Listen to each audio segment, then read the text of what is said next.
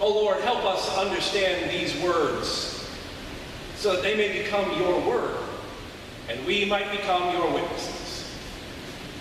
To this end, may the words of my mouth and the meditations of each one of our hearts be acceptable in your sight, O God, our rock and our redeemer. Amen. So we're reading in Luke's gospel, and we're in the 16th chapter. But before I read it, I want you to know that there is scholarly consensus that they're all confounded by this strange passage. I just wanted you to know that as we're going in. So if you go, wait, did Jesus just really say that? You're not alone. Let us listen for what the Spirit may be speaking to the church.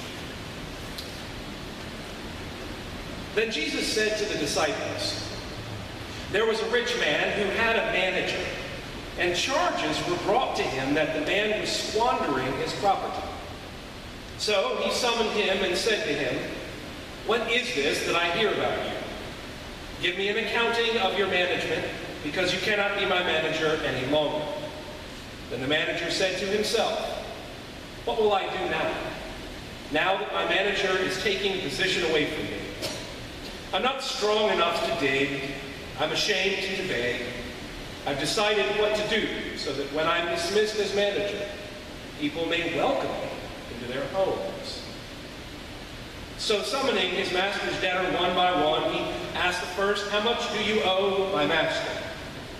He answered, 100 jugs of olive oil. He said to him, take your bill, sit down quickly and make it 50. And then he asked another, and how much do you owe? He replied, 100 containers of wheat. He said to him, take your bill and make it 80. And his master commended the dishonest manager because he had acted shrewdly. For the children of this age are more shrewd in dealing with their own generation than are the children of light. And I tell you, Jesus said, make friends for yourself by means of dishonest wealth, so that when it is gone, they may welcome you into the eternal homes. Whoever is faithful in a very little is faithful also in much. And whoever is dishonest in a very little is dishonest also in much.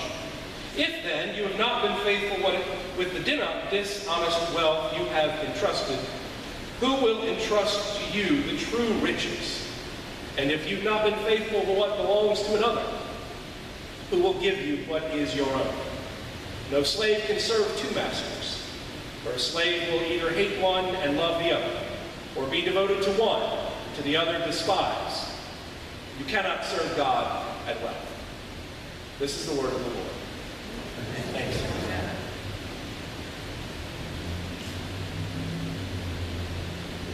So it does seem strange that Jesus is praising the actions of this dishonest manager. And as I read and reread, I began thinking about what happened to the 5,000 employees at Wells Fargo in the last week or so. You might have heard about this. They had set up dummy accounts of their customers in order to meet their sales quotas. In order to deal with it, they fired these 5,000 employees, and they're working to pay back those fines. It sounds like just a bunch of employees gone bad, but there's a backstory here. You see, in March of 2015, the annual meeting of the Wells Fargo board was here in St. Louis. And I was asked on behalf of an organization called the Committee for Better Banks to ask some questions at that annual meeting. And so I was welcomed by the security forces there. They knew who I was, where I lived, and my personal telephone number before I ever walked in. I had my list of questions and was told that at the time of questioning, the chairman may or may not call on anyone. And it turns out that I was called on first. I asked a few questions that were given to me. I was there on behalf of folks who were bankers who had began to organize together in 2013 for better working conditions. It turns out, a few facts that you ought to know, that of the 1.7 million people doing retail banking across the country, more than 500,000 workers, most of them are paid less than $15 an hour. These are folks that we think are bankers, so they should be making money. They made some demands, and they asked that day that I bring them up. One of the questions had to do with the fact that the banking business makes over $100 billion in profits. Wouldn't it make sure to set up environments where people who are working would not have to cheat to make their sales goals? In other words, in order to even make their basic wage, they were pushed to sell products. And they said themselves as organizers, these are products that our customers do not need, but our bosses are telling us if we want to eat and get paid, we have to push them. The goal was to eliminate these ridiculous sales goals. Opening credit cards every time someone turned around. They were told to, every time someone called, whatever their issue was, the answer was, you need to sign up for a Wells Fargo credit card. And they did not want to be part of this anymore, and they began to organize for better working conditions, and they were trying to get a meeting set up. So the questions I asked to John Stump at the time were basically, would he be willing to meet with this group of workers? Would he be willing to agree to change the unhealthy working conditions that were leading to selling products to people they did not need? And he listened and nodded, and with one of the questions looked like he wasn't happy that I was asking. And when I was finished and he got a chance to answer, he basically ignored all of my questions. He said that Wells Fargo is one of the best places to work.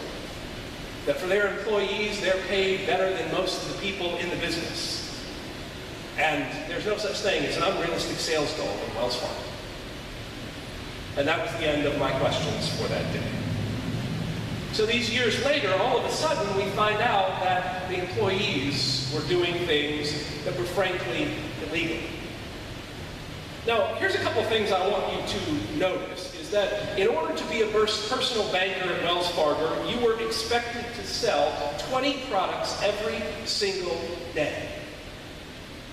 What we know is that the average bank branch doesn't usually have 20 people hungry to buy a credit card every single day. And they did some study and figured out that over an 8-hour period of work, there was no way to get more than about 5 or 6 on average. So what would you do if you had to eat? And then here's the irony in the last week. The chairman has blamed these hourly employees for the massive fraud, saying they must have just come up with it on their own. In fact, the chairwoman who was charged of that division, he said it's a great loss to lose her because she's some of the best in the business. And he said it all without choking on the ridiculousness of it. In fact, one of the facts that has come out is that if they were to take just 3.6% of the bonuses that were paid last year to the executives at Wells Fargo, 3.6%, I'll tell you how much he's making a year in a moment, that they could increase the wage by $2 an hour and provide full health care coverage for all their employees. Instead, they chose to give him a salary of $19.3 million last year, most of which were based in performance bonuses. It's an amazing system. It is truly an amazing system. It is set up to be unequal, so that those at the top who designed the systems can walk away. He's retiring this year, by the way, and will receive a 7-figure retirement package. But they couldn't pay their employees $15 an hour in health care in the banking industry. The organizers of this system are brilliant. They are absolutely some of the best and brightest in the country. Does anyone really understand derivatives? That's what caused the entire collapse, or at least started it. Now, there are people who do, but these are the best and the brightest, and they're not doing it for the average individual. Now, none of this comes as a surprise to anyone.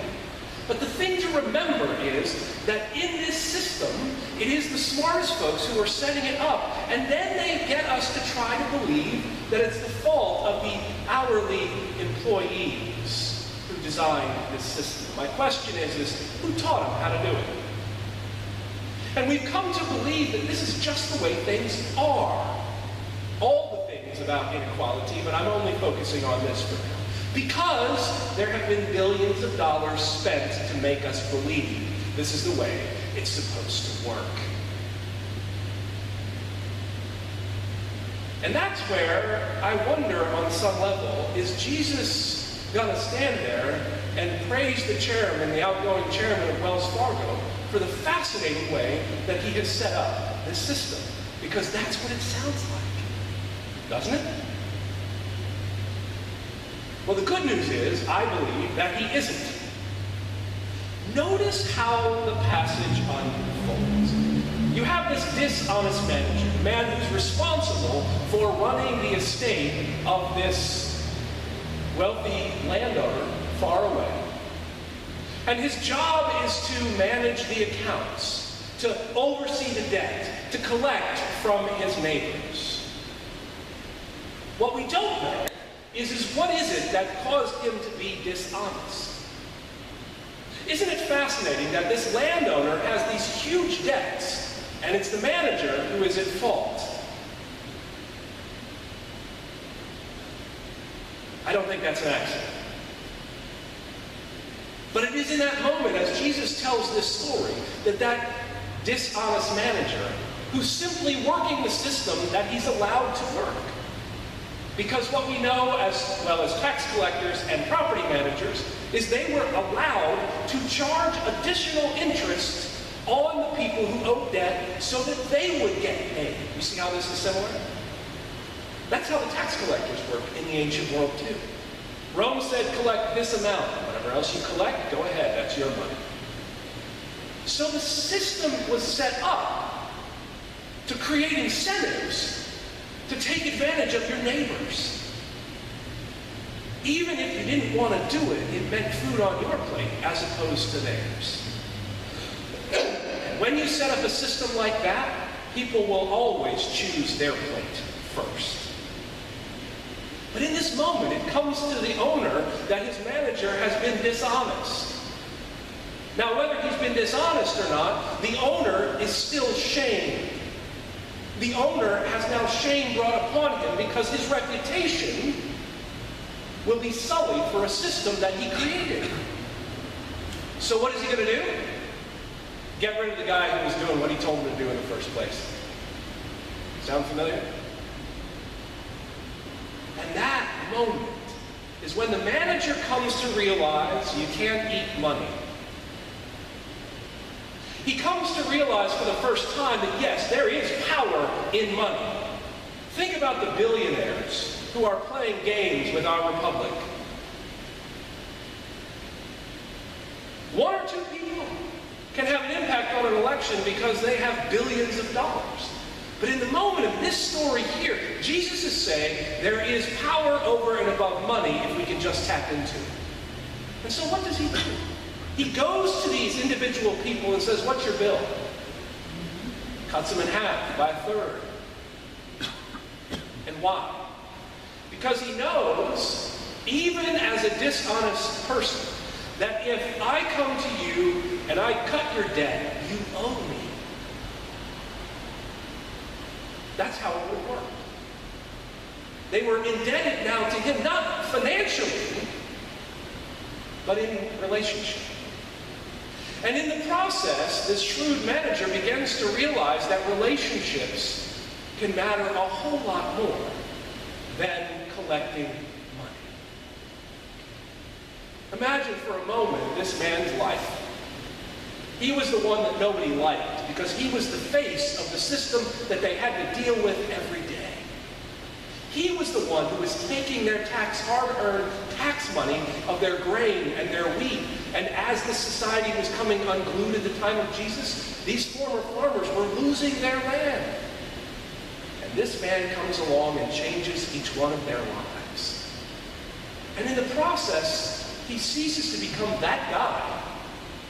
And he becomes part of the community now, for the first time. He now has to rely on the generosity and hospitality of others, but he's done something for that community. And because of it turns out the owner can't do anything about it. So he comes to him and says, "You've done well." Because he's figured out that now if he goes back to these people and demands more, then the reputation of the property owner will be horrible. So the dishonest shrewd manager does this nasty deed and then covers himself by doing another underhanded deal to save his own skin, and in the process finds out that it wasn't about saving his skin, he's changed the community around him. And so Jesus praises these actions. And in some level leaves us going, wait, that doesn't sound right. That's not the Jesus we know. We like Jesus to kind of just be lovey-dovey and this is great. Why on earth would he say this? And it reminds me of a quote from Dr. Martin Luther King. And he said this: "Those who love peace must learn to organize as effectively as those who love war." I'm going to say that again. Those who love peace must learn to organize as effectively as those who love war. He understood what Jesus was saying here to the disciples. We cannot be naive in how the world works. We must understand the systems that are at work around us and then organize ourselves to undermine them, to change them, and transform them.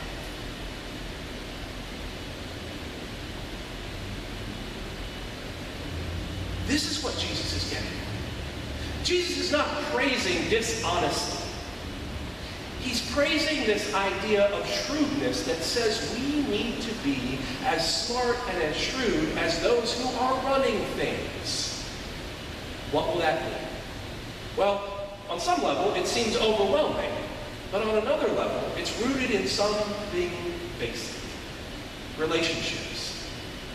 The truth of the matter is, none of us are really going to be able in our lifetime to amass the kind of wealth to impact this country in the way that some of the billionaires have.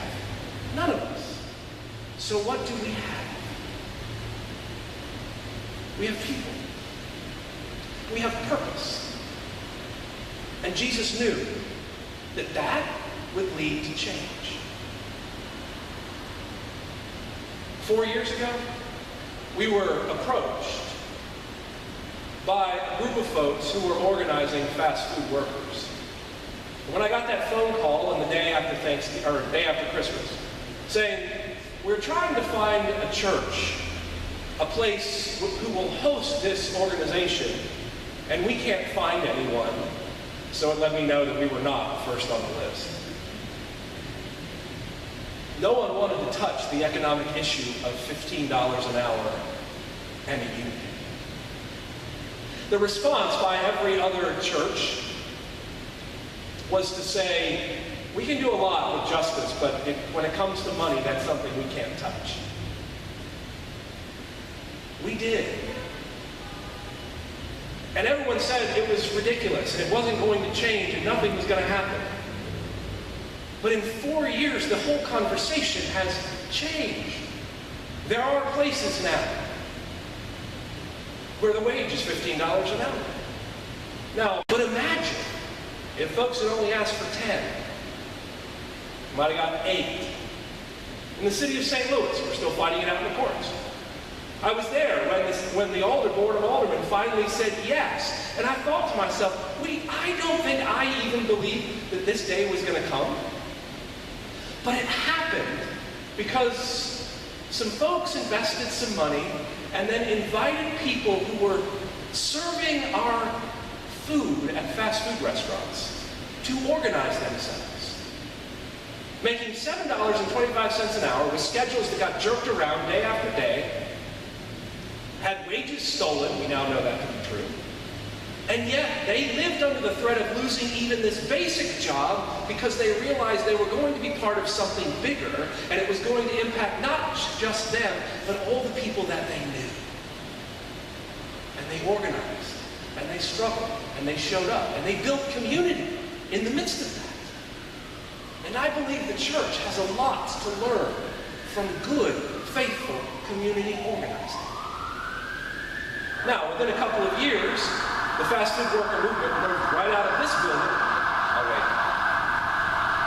And we will pray for the 2 ambulances and what's going on with the 2 folks in a few minutes. Other churches got involved. When it looked like it finally was something worthy to be part of in the justice community, bigger names, bigger churches got involved. And this is not to poke fun at them. The truth is, we at Westminster can do things that other churches cannot. And so we must. So when you hear this passage, when you think about this passage, when we think about when Jesus says you can't serve money and wealth, he didn't say you can't use money, but it cannot be your end goal. Money's a tool, but relationships are not. And so Jesus is calling us to recognize the caginess of the systems around us and not pretend that we can just be nice and they'll go away. I believe it's Frederick Douglass that said, "Power concedes nothing without a struggle." So our calling to follow Jesus is to recognize the broken systems around us and to live as humanely as we can in the midst of them, acknowledging that we're called to be well-organized lights in the world. Imagine what it might look like if the followers of Jesus were as well-organized in their work for transformation of lives and communities in the same way that the well-oiled propaganda machine of Fox News was working, which it now looks like the wheels are coming off of us. But imagine that the derivatives and all the financial markets and all the folks who have spent years developing these systems, what would happen if the followers of Jesus did the same thing to create cooperatives of economics to lift up neighborhoods?